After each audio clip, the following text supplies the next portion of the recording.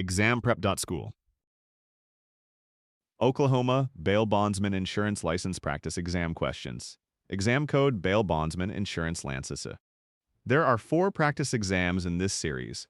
This video covers Practice Exam 1. The first 20 questions are free. In this video, we will be covering the following major categories for Practice Exam 1. Licensing, state insurance, statutes, rules, and regulations. Trade practices, definitions. Let's walk through the format. I'll read each question and its choices. Let's get started. Question 1.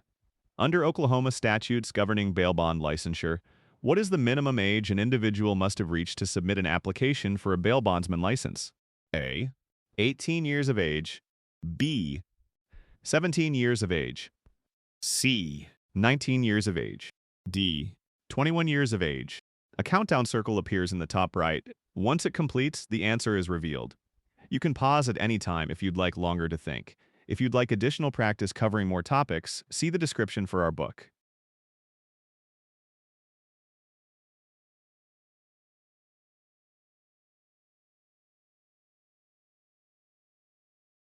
The correct answer is A. The Oklahoma Bail Bondsman Licensing Statute requires applicants to have attained at least 18 years of age before applying for licensure. Reason B is not correct. That age is below the statutory minimum set for bail bondsman applicants. Reason C is not correct. That age exceeds the minimum requirement by 1 year and is not specified in the statute. Reason D is not correct. That age is higher than necessary as the statute sets a lower threshold. Question 2. According to 59 OS Section 1305, which of the following citizenship statuses is required for an applicant seeking an Oklahoma bail bondsman license? A. Citizen of the United States. B. Lawful permanent resident of the United States. C. Holder of a non-immigrant work visa. D. Non-citizen national of the United States.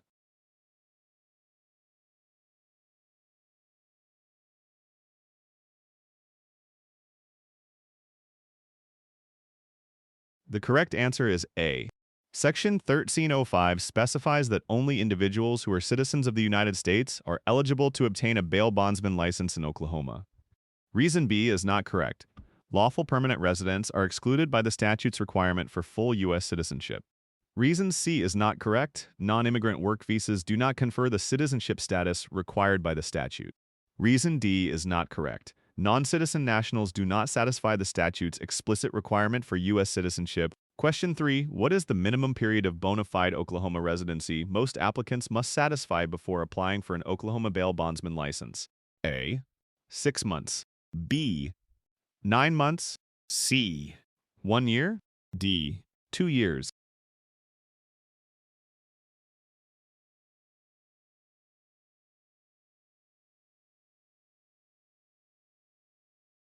The correct answer is C. Oklahoma law requires that most bail bondsman license applicants have maintained a bona fide residence in the state for at least 1 year prior to application. Reason A is not correct. 6 months does not meet the statutory 1-year residency requirement. Reason B is not correct. 9 months falls short of the full 1-year period mandated by statute.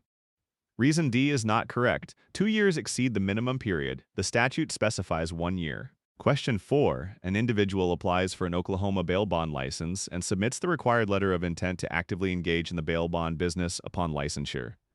70 days after the license is issued, the individual has not executed any bond contracts. According to state requirements, which action may the insurance commissioner take? A. Require the licensee to show cause within 30 days why the license should not be revoked. B. Automatically revoke the license without a prior hearing. C. Suspend the license for failing to actively engage in bail bond business. D. Grant an indefinite extension of time upon written request.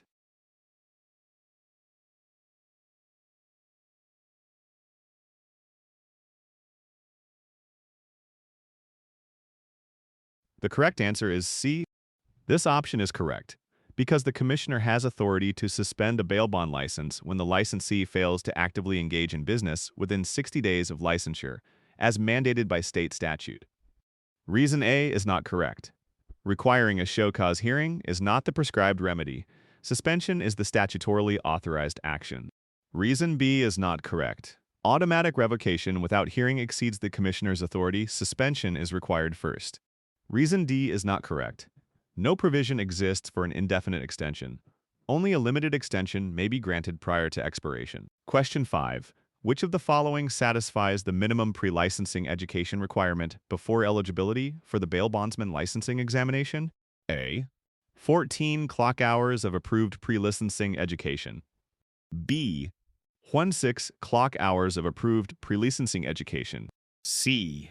0.16 classroom hours of pre-licensing instruction. D. 0.24 credit hours of pre-licensing coursework.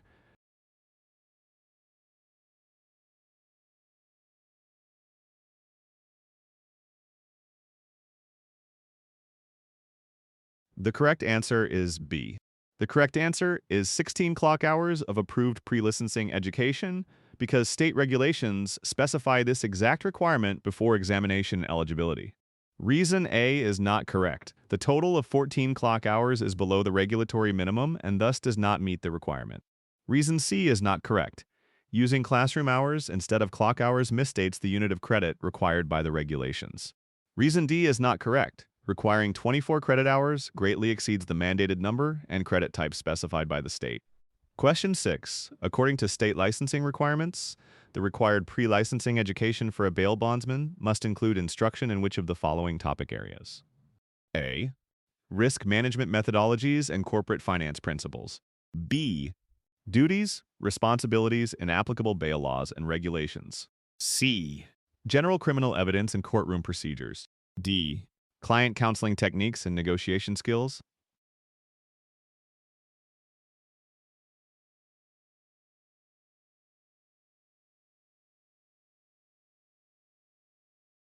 The correct answer is B. The correct answer is instruction in duties, responsibilities, and applicable bail laws and regulations because these topics are specifically mandated by the state for pre-licensing education.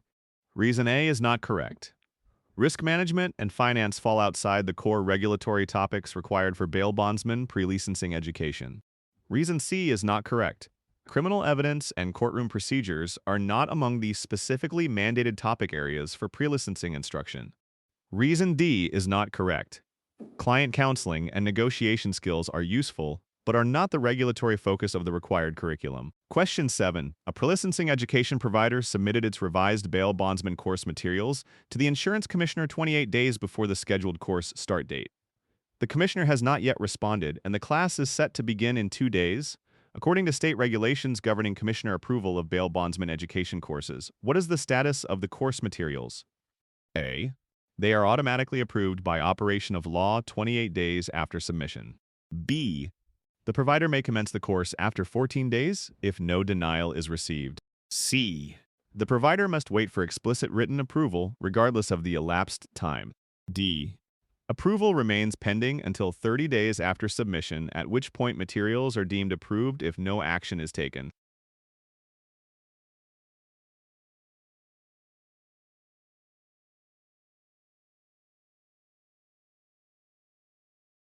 The correct answer is D. The state regulation requires a 30-day review period for course materials. If no decision is issued within 30 days, the materials are deemed approved by operation of law. Reason A is not correct. This distractor incorrectly cites a 28-day auto-approval period instead of the required 30-day period. Reason B is not correct. This distractor misstates the review period as 14 days rather than the statutorily mandated 30 days. Reason C is not correct. This distractor ignores the statutory provision that materials are deemed approved after 30 days without action. Question 8. Under Oklahoma law, which of the following is required for an insurer to appoint a surety bondsman via a power of attorney? A. Submitting a cash collateral deposit to the county treasurer before executing bonds. B. Filing a certified copy of the power of attorney with the insurance commissioner within 30 days of execution. C. Maintaining a minimum net worth of $100,000 to underwrite bail obligations. D. Completing 24 hours of insurer-approved continuing education prior to appointment.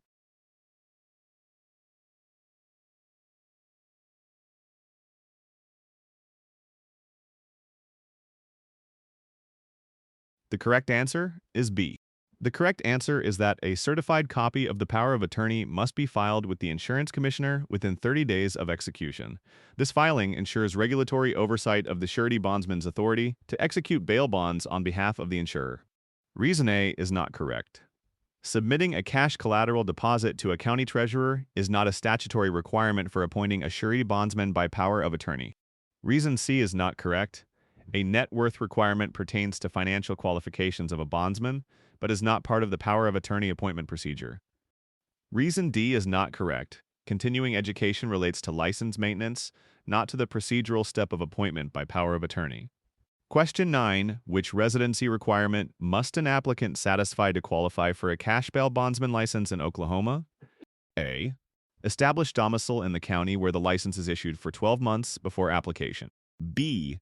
Be a resident of Oklahoma for at least 6 consecutive months immediately prior to application. C. Maintain voter registration in Oklahoma for 3 years preceding application. D. Provide proof of residency in any jurisdiction for at least 6 months preceding application.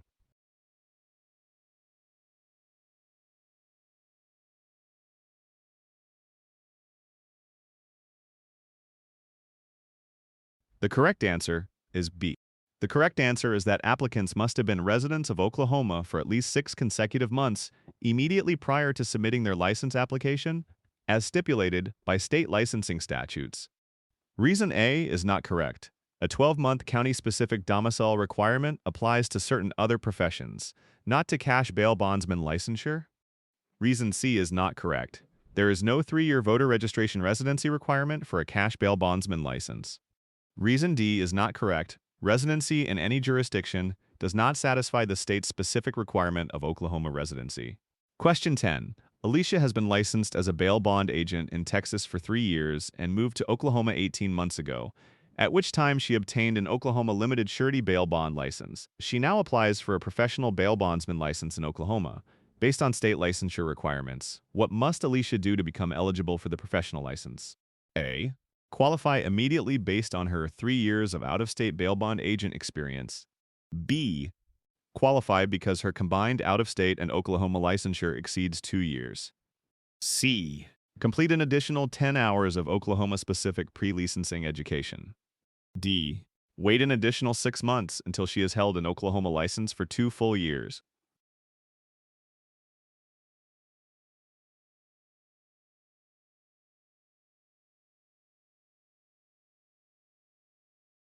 The correct answer is D. The professional bail bondsman license requires 2 full years of prior licensure in Oklahoma. Out-of-state experience and education do not substitute for the Oklahoma licensure duration. Reason A is not correct. Out-of-state licensure alone does not satisfy the state requirement for 2 years of Oklahoma licensure.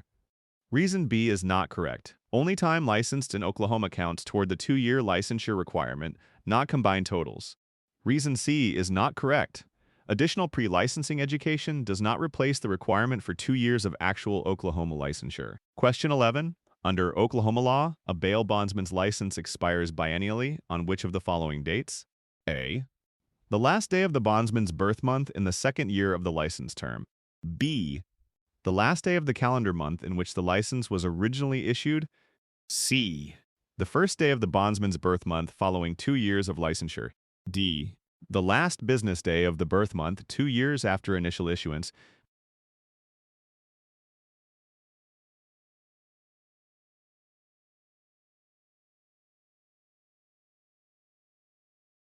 The correct answer is A. The correct answer is the last day of the bondsman's birth month in the 2nd year of the license term, as specified by Oklahoma's biennial expiration rule. Reason B is not correct. Licenses do not expire based on the original issuance month, but on the bondsman's birth month. Reason C is not correct. Expiration falls on the last day of the birth month, not the first day, after 2 years. Reason D is not correct. The statute uses calendar months without reference to business days and specifies the actual last day.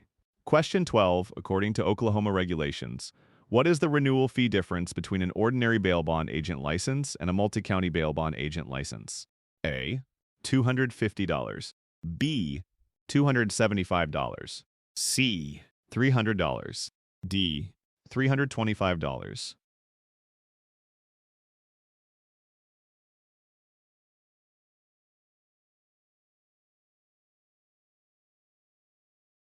The correct answer is C.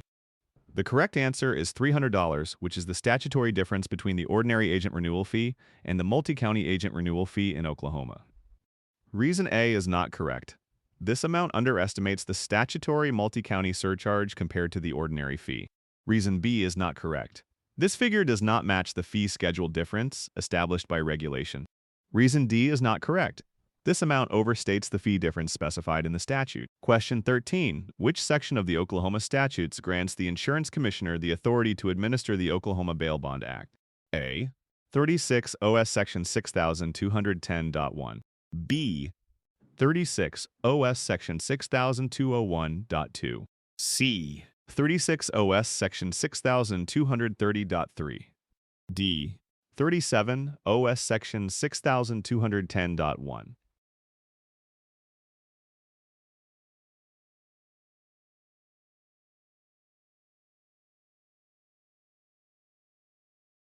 The correct answer is A.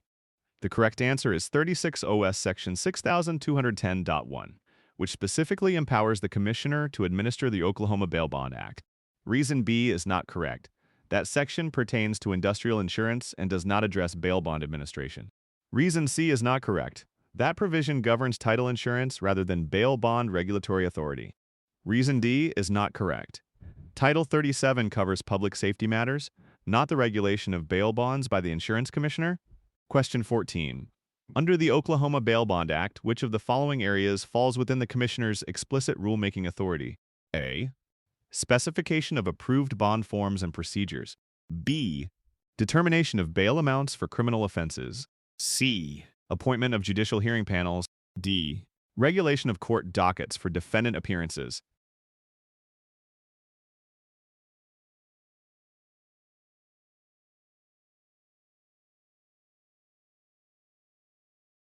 The correct answer is A. Prescribing standardized bond forms and procedural requirements is explicitly authorized as part of the Commissioner's rulemaking under the Bail Bond Act.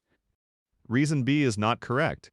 Bail amounts are set by courts, not by the Commissioner's rulemaking authority. Reason C is not correct. The Act does not authorize the Commissioner to appoint judicial panels. Reason D is not correct. Scheduling of court dockets falls under judicial administration, not the Commissioner's rules. Question 15. Under the Oklahoma Bail Bond Act, which positions may be appointed by the Commissioner to assist in administering the bail bond regulatory program? A. Examiners, legal counsel, and assistants. B. County bail bond commissioners. C. Independent judicial hearing officers. D. Court-appointed public defenders.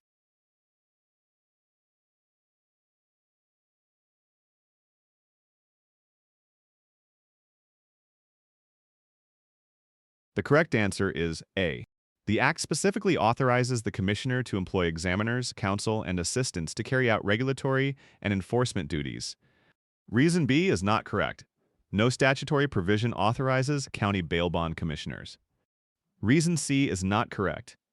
Judicial hearing officers are not appointed by the Insurance Commissioner under the Act. Reason D is not correct. Public defenders are appointed by courts, not by the Insurance Commissioner. Question 16. Certified copies of records maintained by the Commissioner under the Oklahoma Bail Bond Act carry which evidentiary effect in administrative or judicial proceedings? A. Prima facie evidence of the matters stated. B. Conclusive proof without possibility of rebuttal. C. Admissible only as a hearsay exception. D. Subject to judicial notice at the court's discretion.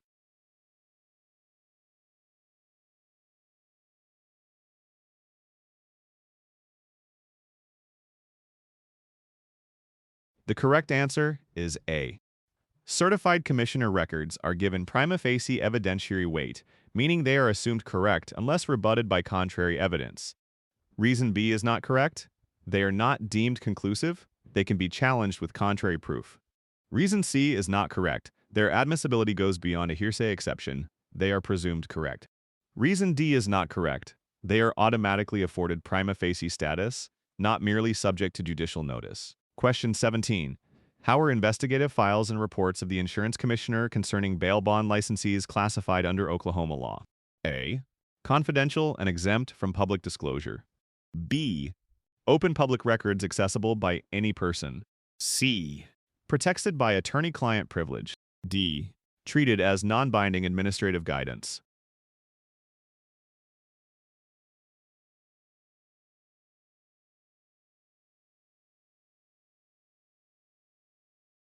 The correct answer is A. Under the Act, investigative files and reports are designated confidential and exempt from disclosure to protect ongoing investigations and privacy. Reason B is not correct. They are specifically exempt from public inspection rather than publicly accessible. Reason C is not correct. They are not subject to attorney-client privilege, which protects legal communications, not regulatory files. Reason D is not correct. They carry confidentiality protections rather than serving as mere guidance. Question 18. A bail bondsman receives an administrative subpoena from the commissioner seeking access to investigative files related to a consumer complaint. The bondsman insists that only a court-issued subpoena or legislative resolution can compel production. Under Oklahoma insurance regulations, which authorization grants the commissioner authority to review these files? A. A grand jury subpoena issued by the district attorney. B. Written consent from the licensee. C. A formal legislative resolution passed by the state Senate. D. An administrative subpoena issued under the commissioner's statutory authority.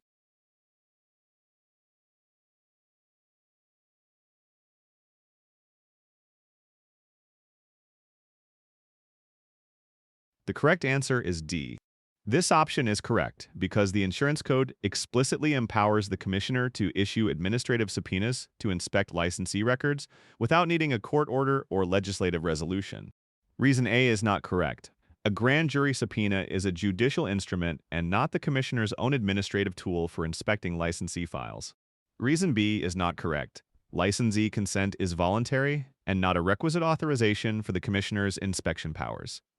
Reason C is not correct. A legislative resolution is one form of authority but is not required when the commissioner already has administrative subpoena power. Question 19. During a routine audit, the commissioner requests electronic copies of a licensee's transaction records. The licensee offers only paper originals, noting that production of electronic spreadsheets is not required. According to state regulations governing licensee duties, which statement is correct? A. Licensee must provide paper originals only during audits.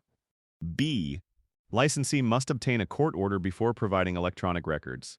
C. Licensee must furnish copies of business records in any form reasonably requested by the commissioner. D. Licensee may redact personal identifiers before producing records without providing unredacted copies.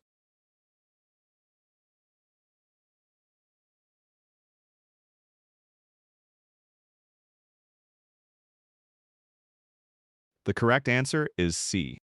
This option is correct because regulations require licensees to deliver business records in any format reasonably requested by the commissioner to facilitate a thorough inspection.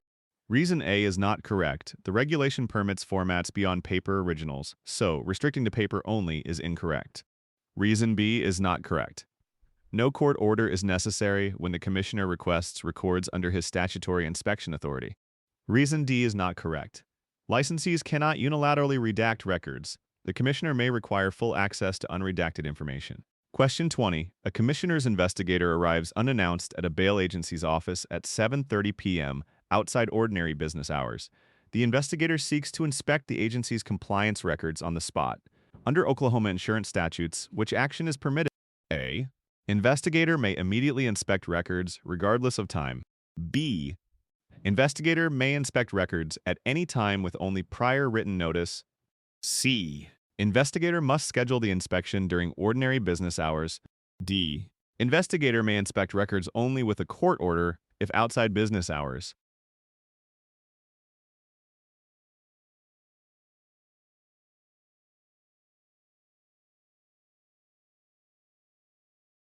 The correct answer is C. This option is correct because state statutes require that inspections occur during ordinary business hours or at a mutually agreed upon time between the commissioner and the licensee. Reason A is not correct. The statute limits inspections to ordinary business hours, so unannounced after-hours inspections are not permitted. Reason B is not correct. Prior notice alone does not override the requirement to conduct inspections during business hours. Reason D is not correct. No court order is required. Scheduling within business hours suffices for compliance. Enjoyed this practice test? Tap like, hit subscribe, and share it with a classmate. Got a question we should tweak? Comment below. We read them all. Find full practice exam books in the description or at ExamPrep.School.